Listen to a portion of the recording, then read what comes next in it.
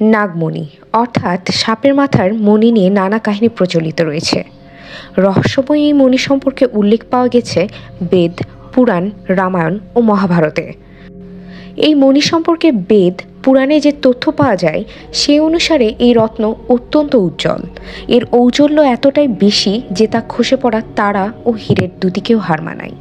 বলা হয়ে থাকে এই মণি যে পায় রাতারাতি গোটা বিশ্বের সমস্ত ক্ষমতা তার কুক্ষিগত হয়ে যেতে পারে।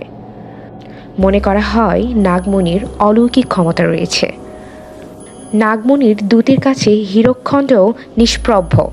যার কাছে নাগমণি থাকে সেই ব্যক্তি সমস্ত ক্ষমতা ও সম্পদের অধিকারী হতে পারে। বলা যেতে পারে আলাদিনের আশ্চর্য প্রদীপের মতো। হিন্দু ধর্মে 3 প্রধান দেবতার একটি করে মণি আছে বলে উল্লেখ পাওয়া যায়।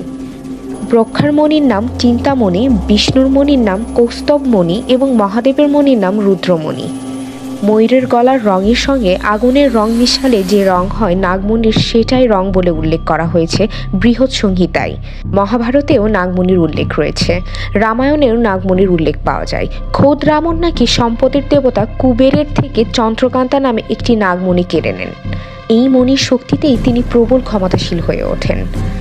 কিন্তু প্রশ্ন হলো, সত্যিই কি সাপের মাথায় মণি থাকে? বিজ্ঞানীরা জানান আসলে এই মণি হলো সাপের বিষের কঠিন রূপ। সাপের বিষ তৈরি হয় একটি গ্রন্থিতে, সেখান থেকে বিষ নির্গত হয়ে সাপের দাঁতে এসে জমা হয়।